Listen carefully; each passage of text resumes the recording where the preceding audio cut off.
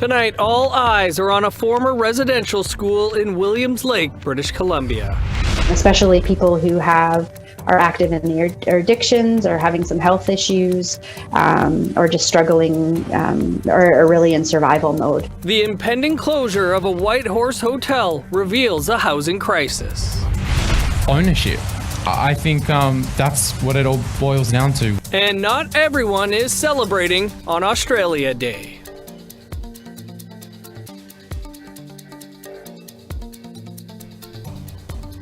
Good evening, welcome to APTN National News. I'm Dennis Ward. We begin in British Columbia, where the Williams Lake First Nation just released its initial report on their findings of potential unmarked graves on the former St. Joseph's Mission Residential School. The institution in Williams Lake, BC operated from 1891 until 1981 by using ground-penetrating radar and only searching a 14-hectare area out of a 480-hectare search site. They have uncovered 93 potential graves. Out of that 93, 43 may be associated with a historic cemetery. However, the remaining 50 are not associated with the cemetery. We will have more on this breaking news story for you on tomorrow's show. And if you need, the National Indian Residential School Crisis Line is available for survivors or others who might need support. That number is 1-866-925-4419. Some election news now, and Ghislaine Picard has officially won another term as Regional Chief of the Assembly of First Nations, Quebec-Labrador. And despite a well-known challenger, he did it in a cakewalk, 74% to 26% for the former Mohawks of Gunnesatage Grand Chief Serge Simon. This shouldn't come as a total surprise, though. Picard has held the position for the last 10 terms. Moving forward, he says he'll keep the pressure on Quebec to adopt Indigenous legislation. To Ontario now, and it shouldn't come as a huge surprise, but another new study finds overcrowding and poor air quality in First Nations homes in northwestern Ontario, and it's causing devastating health effects in young children. APTN's Fraser Needham reports. Seeing the mold, seeing the conditions of the houses, just having that lived experience. When you walk into a home in January, February, when there's no proper ventilation, you could feel the moisture in the air. Mike McKay has the Anishinaabe Aski Nation housing portfolio, and he's talking about the poor quality of homes they regularly see in their communities. A new study finds children under 1 living in NAN communities are almost twice as likely to be admitted to hospital for respiratory illness compared to kids in other parts of Ontario. This can then lead to longer-term illnesses such as pneumonia, bronchitis, and asthma. Dr. Tom Kovesi is one of the co-authors of the report published in the January edition of the Canadian Medical Association Journal. He says overcrowding combined with poor ventilation means many First Nations homes are a hotspot for virus transmission. But when you have so little ventilation and so much overcrowding, if you sneeze, you're going to form this sort of virus-laden cloud in the room that everyone else is going to breathe in. And so when we're seeing communities like Bearskin Lake, where nearly half of the people in that community have COVID, it's no surprise. This is the kind of conditions that's going to cause that. Various surveys have found 24% of housing in First Nations communities is overcrowded, compared to 6% elsewhere in Canada. And McKay says when it comes to housing, First Nations simply need more of it. When we work with our communities or go into communities, their number one priority is housing, the lack of housing, and we need to build more houses to address that. First Nations housing concerns often went unaddressed by governments both past and present. But Kovesi says he's optimistic the scientific basis of the report will make a difference. Governments listen to numbers. And I think it's one thing to say, to have a survey where we say, well, we've got concerns about the housing quality. It's another thing to give governments hard data. And I'm really hoping that once governments see the kind of data that we've been providing, they're then going to act upon it. A total of 98 First Nations children and 4 communities in the Sioux Lookout region participated in the survey. Fraser Needham, APTN National News, Ottawa. Ontario Solicitor General is calling for an investigation into the chief and deputy chief of the Thunder Bay Police Service, as well as the administration of the city's Police Services Board. The investigation, which would be handled by Ontario's police watchdog, comes on the heels of complaints filed by a member of the board and members of the service. Chantel Bryson is a Thunder Bay lawyer representing a number of people who have filed human rights complaints against the police chief and the board. And she joins us now from Thunder Bay. Chantel, thanks for being with us. A lot has happened since the press conference last Thursday. First off, we have the Ontario Solicitor General requesting the Ontario Civilian Police Commission investigate the Thunder Bay Police Chief, Deputy Chief, as well as the administration of the Thunder Bay Police Service. How significant is that? Well, it's something we've been seeking, at least for Member Morisseau's complaints. So Member Morisseau's on the Police Services Board since last spring. So in December 2021, we renewed our request to the Solicitor General, calling it, as we did in our presser, a crisis in the police service and the Police Services Board, because the board had done nothing with all these allegations, not investigated, not suggested investigating, taken no interim steps regarding the leadership and ongoing threats and reprisals. And so we were very pleased this past Saturday to receive a letter directly from the Solicitor General for Ontario that she had called on the Ontario Civilian Police Commission to investigate the chief, the deputy chief. And when they say the administration of the service, that means the board. They've been directed to investigate both the leadership of the service and the board. And so, and her letter was very clear to me that it was in direct response to our request for an investigation. Now, I've heard today that the board is putting out a statement under Mayor Bill Morrow saying it was due to him. That's simply not true. I have the correspondence. It was directly in response to our request. Well, both. I'm not aware, actually. I'm sorry. I'll just say I'm not aware, actually, of any board request to OCPC to investigate any of the allegations in the complaints. Both the board through Mayor Morrow and just recently the police chief as well have put out statements saying that they do welcome it and say that they had been reaching out for an investigation. You spoke about a lot of things. I would find that hard to believe because the Police Association as well has stated publicly that they've been seeking an investigation and didn't get one. So I find that very difficult to believe that the leadership of the service was seeking one or the board. Yeah. So the Police Association you mentioned there, which represents 350 officers and civilians, also calling for significant action. We mentioned Police Chief Silly Hoth has put out a number of statements in recent days. Yes. On the weekend, one that basically amounted to her saying she's not going anywhere. So what happens next? Right. Well, unlike the Human Rights Tribunal process can give individual remedies to complainants for human dignity damages, pure losses of income, overtime opportunities, and impose human rights remedies. The Civilian Police Commission investigates for misconduct under the Police Services Act, and they have the authority to remove the chief, the deputy chief, any officer, and the board.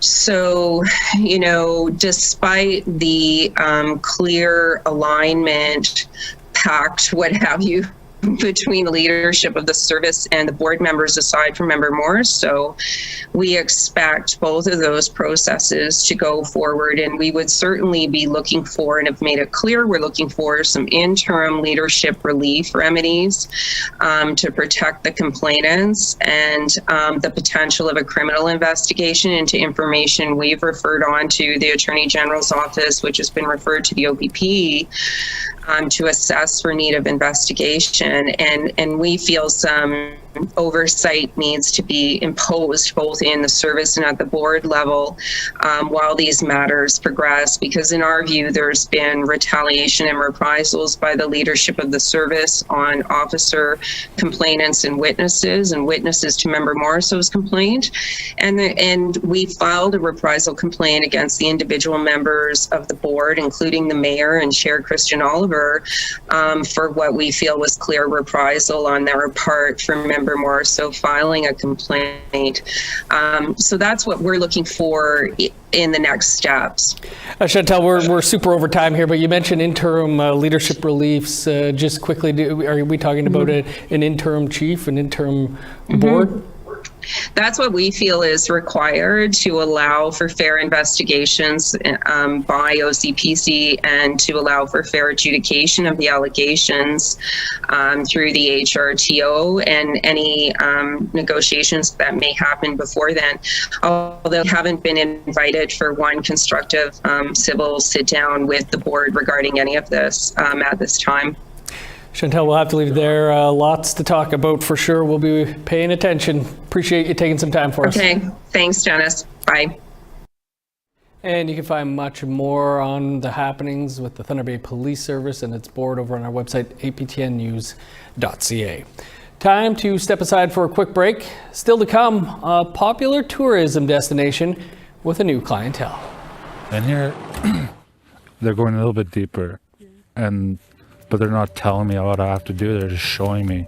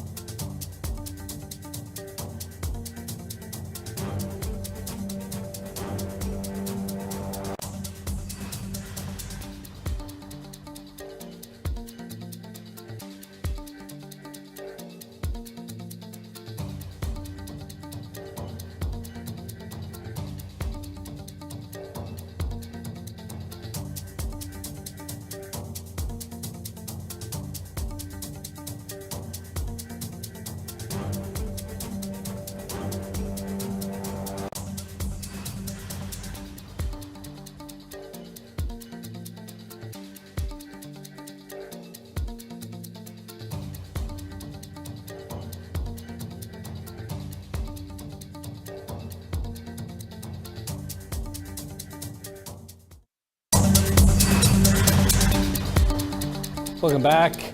A hotel that's fallen into disrepair in Whitehorse has been temporarily shut down by the city's fire department. Now around 50 people living at the hotel have been left with nowhere to go. Here's Sarah Connors with that story. With affordable housing in short supply, around 50 people live at the Chilkoot Trail Inn in Whitehorse. But now they're scrambling to find housing after being served eviction notices. The Whitehorse Fire Department says it's responded to 21 events at the inn in 12 years, including 4 fires. After a fire investigation last fall, the building's owners were ordered to remedy several code violations. While attempting to repair the building, conditions worsened and the fire department issued a closure order on January 11th. For the residents of the Chilkoot, this is a crisis, and so Kate Meechan is the executive director for Safe at Home, an organization that provides supports for vulnerable Yukoners in need of housing. She says hotels like the Chilkoot aren't ideal housing solutions, but with an already strained housing market, the closure of the inn will negatively impact residents. Hotels and motels for some years now have performed a pretty crucial function and have kind of moved from being a stopgap for people to looked at as more permanent solutions. She's also concerned the closure will affect residents who are struggling with other issues. Especially people who are active in their addictions or having some health issues or just struggling or really in survival mode. The closure order comes into full effect on February 11th. It will remain in effect until repairs are completed. Sarah Connors, APTN National News, Whitehorse. Still in the north, a new on-the-land healing camp is making a big impact in the lives of those experiencing homelessness in Yellowknife. Our reporter Charlotte Moore Jacobs explains the approach and why it's been so successful. I know that elders always talk about it, to go on the land, to heal ourselves, to be with the Witsina. This popular tourism destination in the Northwest Territories is welcoming new guests, those experiencing homelessness and battling addictions. Aurora Village, located 20 minutes outside of Yellowknife, is usually full of international tourists, but that changed because of COVID. So the Dene Nation and local Indigenous NGOs partnered to make the village into an on-the-land healing camp. The project has $1.3 million in federal funding and was slated to run December and January, but has been extended to March and possibly longer. We've all known each other on the streets. Louis Nutalalulak has been here since December 21st. A good friend of mine, he used to be on the streets long ago, and now he's worked on himself and he's running his own business now, and he kept asking me if I'm ready to come out here and make something of myself. So I finally said yes, I'm ready, and it's probably the best thing I've ever done for my life. The camp focuses on connection through culture, engaging clients in activities they may not have done in years, like snaring rabbits, pulling nets, and even dog sledding. Like, we all have different jobs out here, and we're all like having self-worth again, self-respect again. Ben Wright came to the camp with a single change of clothes. I went to treatment a few times, but I was always missing something. Like, they never went deep enough. And here, they're going a little bit deeper, but they're not telling me what I have to do, they're just showing me. He's connecting with elders like Wilbert Menico, who knows what it's like to be homeless because he was once homeless himself. They need that love and care. Just to be with them, it's amazing. To visit them, to sit in their tent and talk with them. Also unique to the camp, Menico and other Pathfinders deliver a managed alcohol program. Now you see that it's stretch. It's not every 3 hours. It's maybe 6 hours, and some are 7 hours. And a few of them, my friends that today, they don't drink. What they're saying that is that we don't want that no more. We want to be on the land, to be reconnected with ourselves. While there's currently 17 clients at the camp, there's nearly 350 people underhoused in Yellowknife. Individuals who who maybe could benefit from this model of healing. You know, this is a place to really connect with Sine and get grounded. Charlotte Mort Jacobs, APTN National News, Yellowknife. What a great story. Time to step aside for one more quick break. Still to come, limited edition hockey sticks are causing a stir. I hadn't realized how big and how what the reaction was going to be to the sticks.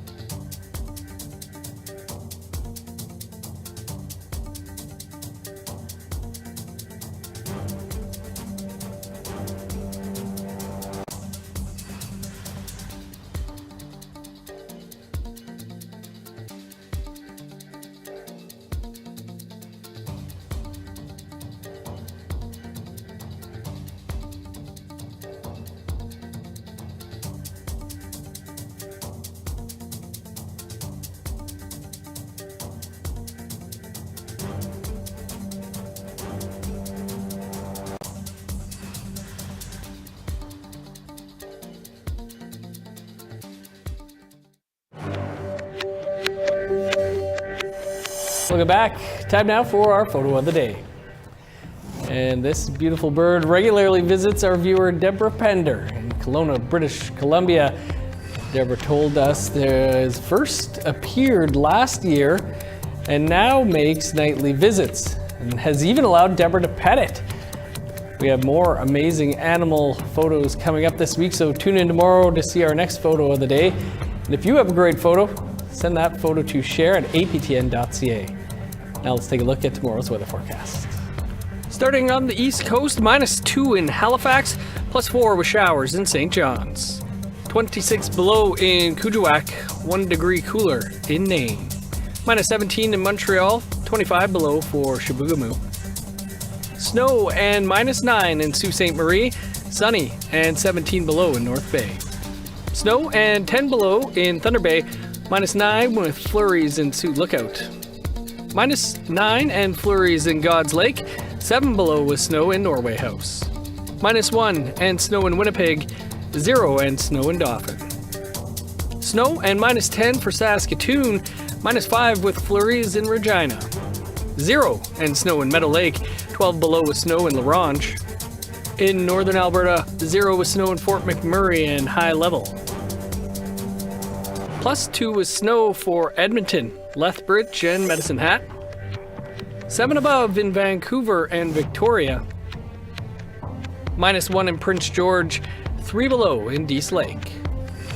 -3 for Old Crow, 6 below in Whitehorse. -23 with snow in Yellowknife, 0 in Norman Wells. Minus 16 in Sachs Harbor, 6 below with snow in Paulatuck. Minus 28 for Baker Lake, 26 below in Whale Cove. Minus 30 for Arctic Bay, 36 below in Joe Haven. In December, we told you the story of Cree artist Jason Carter. He hand-painted 150 hockey sticks to be given out at the World Junior Hockey Championships. But the COVID pandemic canceled the event just as it began. APTN's Chris Stewart finds out what happened to those hockey sticks. Jason Carter was asked by Hockey Canada to paint 155 hockey sticks to be given out to dignitaries and players of the game at the World Junior Hockey Championships in Edmonton and Red Deer. The sticks show a bear under the northern lights with mountains in the background. Just 4 days into the 2-week international tournament, rising Omicron COVID-19 cases in players forced the cancellation of the event. Jason Carter says the news was disappointing. He says many sticks were gifted, and Hockey Canada has the remaining sticks. Organizers say they are looking into possibly rescheduling the event for this summer. You know, the hope is that I would create some more sticks to kind of get the amount that they would need, and it would go forward again. But that's the hope, anyways. He says the reaction to his sticks caught him off guard. I hadn't realized how big and what the reaction was going to be to the sticks. The reaction was phenomenal. People, I'm still getting emails from people asking me where these sticks are, and if they can get one of these sticks. Carter says the demand may make him produce new sticks for the public. And I've been toying with the idea of doing a new series of sticks, because I've had so many people call and ask, and so I've been looking into ordering some sticks and then doing some custom sticks. Chris Stewart, APTN National News, Edmonton. If Hockey Canada is looking, I know a few people here might enjoy those sticks. New episode of Face to Face airs tonight right after the news. Our guest is an advocate for all things Indigenous. Whether it's food security or voting rights, Tanya Cameron is not only pointing out the inequalities, she's working to address them. It's the power that we have in ourselves. And I learned at a young age at a youth conference, actually, some woman said, don't ever sit back in your community and think, oh, someone should be doing this, someone should be doing that. Sit back and say, could I do this? Could that be something I can do? And I do that. I practice that right from the hop. So I'm always glad to help. You can catch our interview with Tanya here right after the news. Well, it's a holiday in the land down under, but not for Indigenous people. Australia Day commemorates January 26, 1788, when the first British ship landed. Colonization was violent and brutal for the continent's original people. So for them, this is an annual day of mourning, and it started with a sunrise ceremony. Performances and speeches went on throughout the day. Ziggy Ramo is a hip-hop artist and activist. He says it's time to recognize the harm. Ownership. I think that's what it all boils down to. We weren't animals, we weren't occupying, we were owning. And I want self-determination and ownership moving forward. And I also think that needs to happen with the wider Australia. Ownership of the truth. We know it, and it's time to own it. Like, we don't need to sugarcoat the fact that a genocide has happened and continued to happen. It's successful, and we have to own that. Looked like quite a ceremony. Thanks to our friends at National Indigenous Television in Australia for that story. That's all the time we have for your APTN National News for this Tuesday. For news anytime, visit our website, aptnnews.ca. And be sure to tune in tomorrow at 3 p.m. Eastern Time as we put pizza in focus. Sounds delicious. I'm Dennis Ward. Thanks for being with us. Stick around. Face to Face is up next. Have a great night.